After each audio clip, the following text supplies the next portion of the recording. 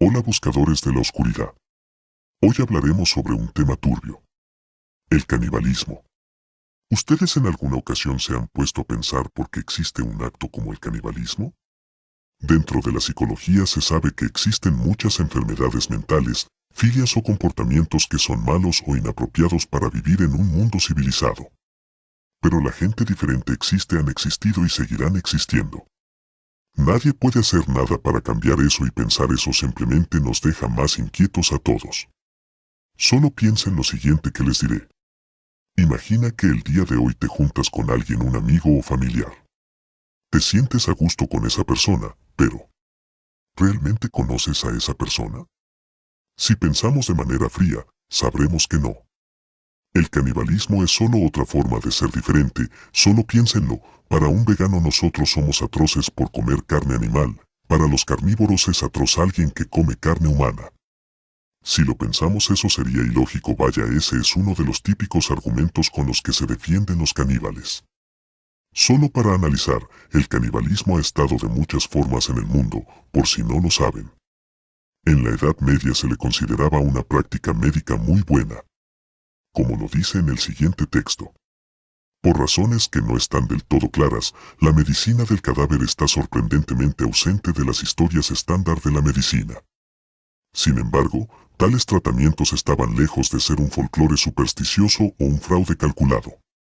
Derivados en parte de las tradiciones médicas clásicas y árabes, fueron recomendados o aceptados por numerosas figuras educadas, incluido el filósofo protocientífico Francis Bacon, el poeta y predicador John Donne, el cirujano de la reina Isabel, John Bannister, y el químico Robert Boyle.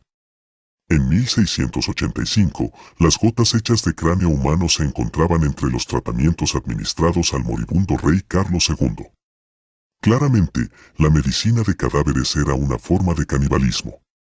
Desde finales del siglo XV en adelante, los europeos condenaron casi universalmente el canibalismo primitivo de la América recientemente descubierta. Sin embargo, casi nadie se refería explícitamente a la medicina del cadáver como caníbal.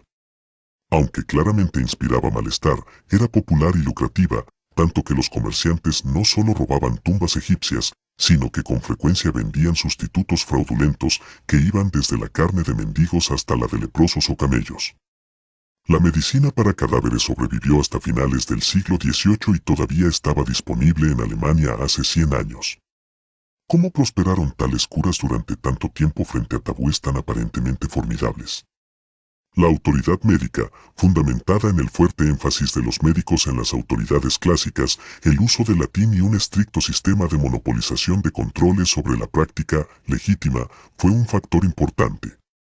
Algún tiempo antes de 1599, un viajero registró lo que había visto en una pirámide de El Cairo. Aquí, dijo, se excavaban diariamente los cuerpos de hombres antiguos, no podridos sino todos enteros, y eran estos cadáveres lo que los médicos y boticarios nos hacen tragar contra nuestra voluntad. Eso indica que los médicos tenían la autoridad para coaccionar a pacientes remigados para que bebieran extractos de momias. En 1647, el predicador y autor Thomas Fuller se refirió a la momia como un buen fármaco pero mala comida.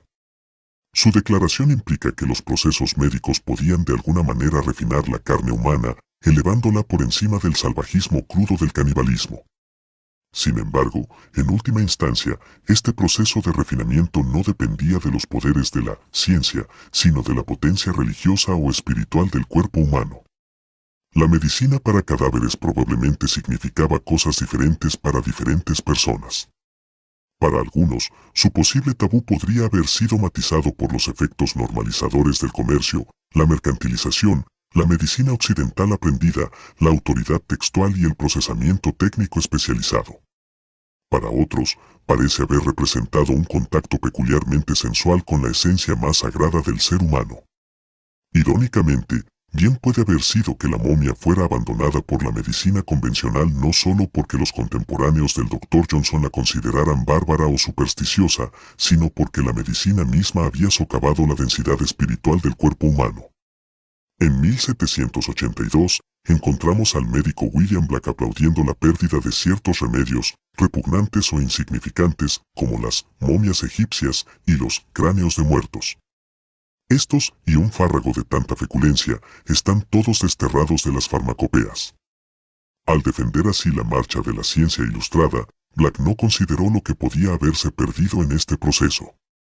Porque aquellos que habían consumido medicina para cadáveres habían superado su repugnancia no por credulidad o desesperación, sino por su reverencia espiritual por ese aliento divino que previamente se creía animaba el tejido humano.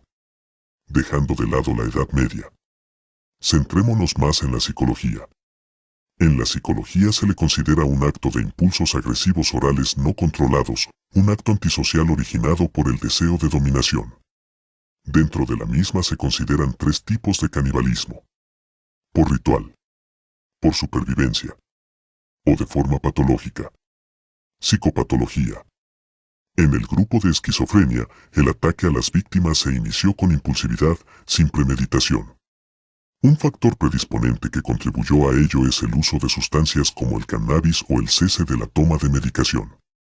El factor precipitante fue a menudo trivial, por ejemplo, una discusión con la familia sobre la herencia. Los tres pacientes de este grupo presentaban delirios de persecución o alucinaciones místicas. En el segundo grupo, los sujetos con TPM admitieron haber tenido fantasías canibalísticas o planes ocultos relacionados con el canibalismo en el pasado.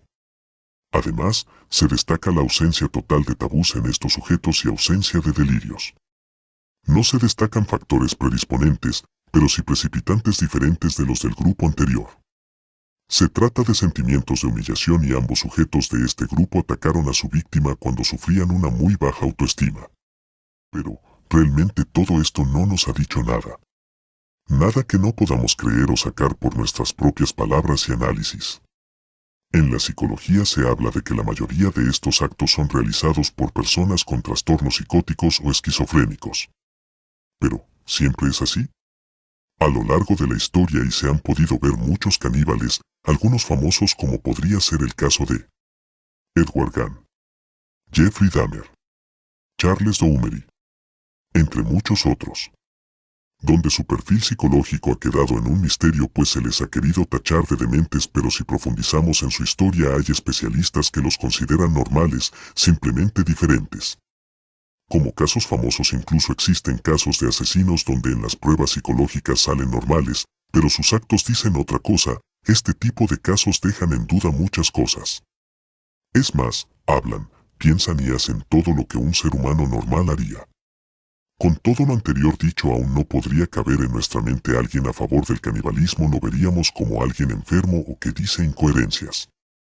A todos ustedes les sorprendería saber que existen movimientos a favor del canibalismo y en realidad existe una religión a favor del canibalismo, al igual que movimientos donde se trata como algo normal, y aunque muchos pensarían que es otra religión más, es mejor que escuchen lo siguiente. Chris Korda, Nueva York, 1962, es un travesti vegano, programador informático y productor de música techno. Actuó en la edición de 2001 del Festival Sonar de Barcelona y ha publicado en el sello alemán International DJ Gigolo Records, promovido por DJ Hell. Pero su gran lucha es el antinatalismo y la extinción de la humanidad a través de la organización que creó en Boston en 1992, la Iglesia de la Eutanasia. Su lema, que también es el estribillo de alguna de sus canciones, lo dice casi todo de sus ideas y propósitos: Save the planet, kill yourself, salva el planeta, mátate.